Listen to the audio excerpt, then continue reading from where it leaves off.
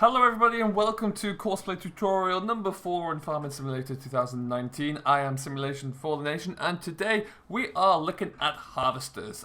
Today we're going to be using combines, but this same rule and principle will apply across the board.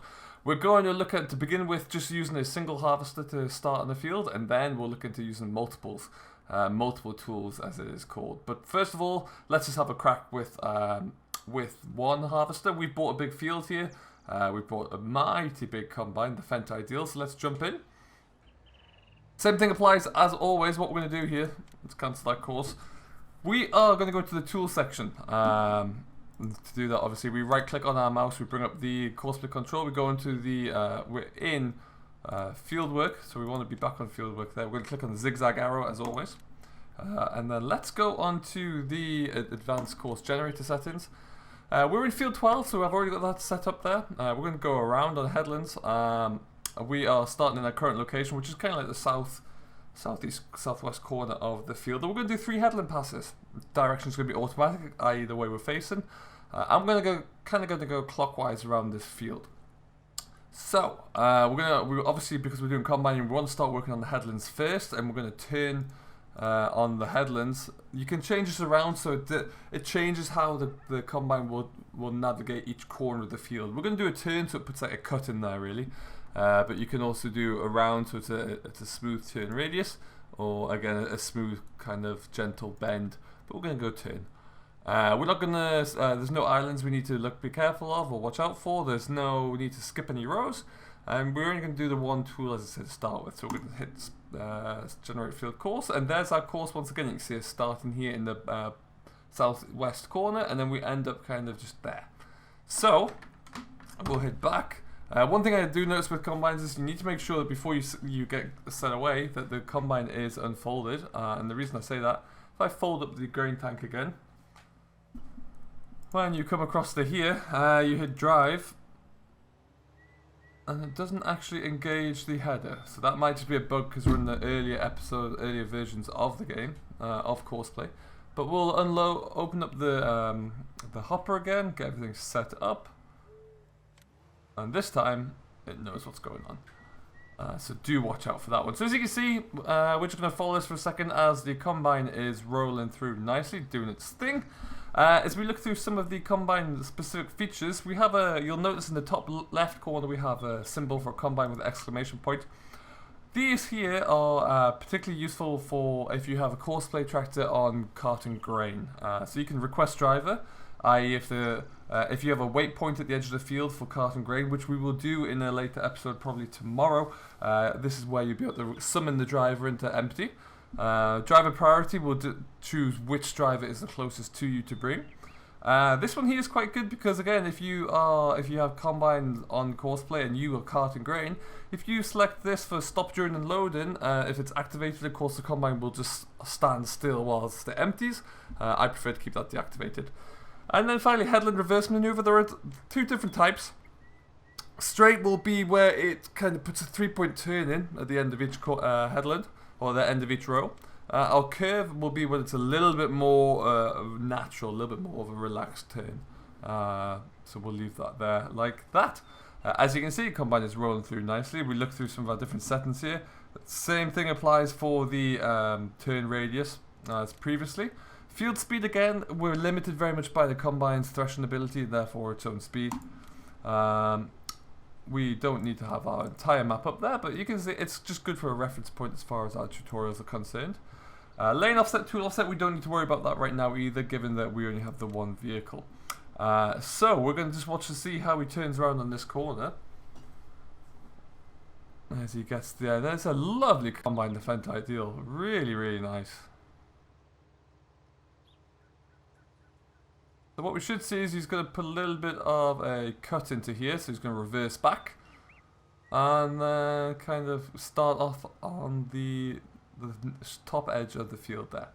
Now, had we have selected the curved option, he would have just taken one quick swoop around there, but I prefer to keep it like this. Primarily, if you are working in a field where there are hedges, if you do it this way, often your swath's going to stay nice and square in the middle of the field. What we're going to do though, we're going to stop this guy, and we're going to cancel course. And I am going to quickly exit out the game, come back into the game, and we will have another look at using both combines. Alright folks, so this time we're going to look at using two combines, multiple tools in this case. As you can see, we've created the course in the exact same manner that we did previously. Only difference being, when we came into here, we clicked multiple tools, we notched that up to 2. What that does is it kind of spaces out our course because it considers that we're working with a working width of 24 meters as opposed to 12. So, with that in mind, just make sure we're going to do, we're going to put one headland on there. Yeah, actually, we're looking good. With that in mind, what we need to do is make sure that the combine splits up the route properly. If you keep it without multiple tools, what's going to happen is it's going to follow the middle of this line around, and it's going to leave stripes in the field. So we need to offset the tools correctly.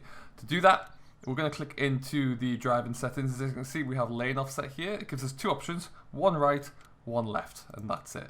We are going to start with left because we want to be on the left-hand side of this line in the middle. Which is great. We're going to start this off at the first waypoint, which is this arrow here. And let's see if this will let us go.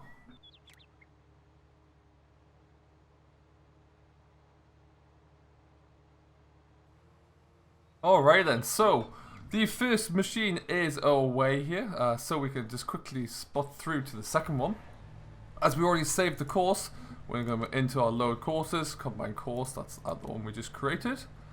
Let's go back and make sure we're on field work again. Now what we need to do is we need to make sure this combine comes down the right hand side, which it has said so. Let's see how this one works here. So we can go drive. Now we have drive now that we're likely going to have to hit, so we're just going to go drive, and any second now we should see that it's going to engage.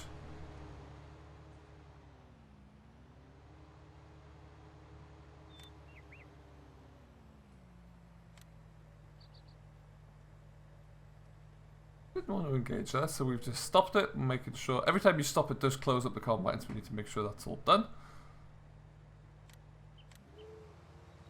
And away it goes. So as you can see, we now have both combines working side by side. We're going to watch to see how this works for a little bit there, but you can see the principle is very similar. They are going to keep their kind of space now. They will get a little bit closer, however, when one has to turn around.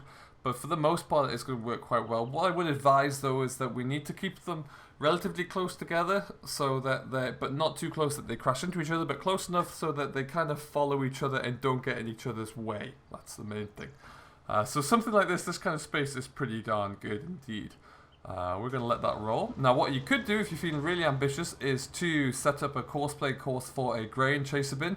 We're going to get onto that and carton over the next few days, but to begin with we're going to let these combines just do their thing. What I want to watch is to make sure that this guy does exactly what he needs to do. Where are you going?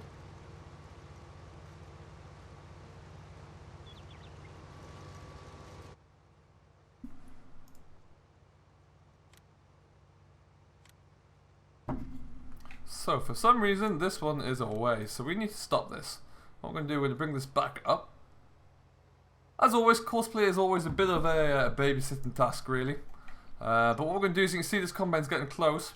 We are just going to stick this one here. Get them back on track. Ooh, no you don't. Let's go for next closest. Let's try that. As you can see, this is what you always want to avoid with combines. There's always the potential to have a little bit of a crash there. However, we've got rid of that one, and what we're going to just wait to see is what this guy does here. We see that he's noticed he's at the end of the swath there. That's perfect. And he's going to turn himself around there.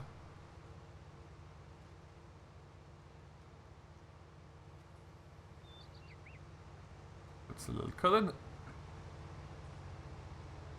Excellent stuff. So that, ladies and gentlemen, is that. The combines will now continue until they are full, at which point they will stop, of course, and you have to empty them out.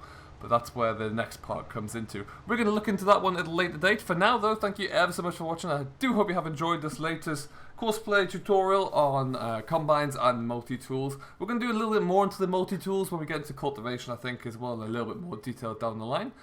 For right now though, these guys are going to get finishing up. I'm going to let them do their thing. If you have enjoyed it, don't forget to hit that like button. If you've learned anything as well, and you feel it's been valuable to you, don't forget to hit that like button and let me know. And subscribe to Simulation for the Nation if you've yet to do so already. For now though, we are going to leave it here. We will be back tomorrow with another episode. Until then, do stay safe, enjoy what you're doing, and we'll catch you later.